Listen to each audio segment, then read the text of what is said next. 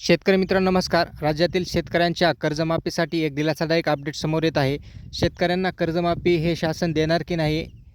कधी शेतकऱ्यांना कर्जमाफी दिली जाईल? या संभ्रम अवस्थेमध्ये शेतकरी होते. परंतु शेतकरी मित्रांनो, आता बच्चू कडू यांच्या माध्यमातून जे काही अन्नत्याग आंदोलन केलं होतं, त्या आंदोलनाची राज्य शासनाच्या माध्यमातून दखल घेण्यात आलेली आहे आणि बच्चू कडूंना आश्वासन दिलेलं आहे की आम्ही शेतकऱ्यांची आता कर्जमाफी करणार आहोत. परंतु ती काही अटी शर्तीनुसार शेतकऱ्यांची कर्जमाफी करणार आहेत.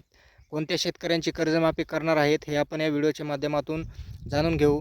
तर शेतकरी मित्रांनो, शेतकऱ्यांच्या कर्जमाफीसाठी एक समिती स्थापन करण्यात येईल. त्यामध्ये शेतकऱ्यांची कॅटेगरी करण्यात येईल.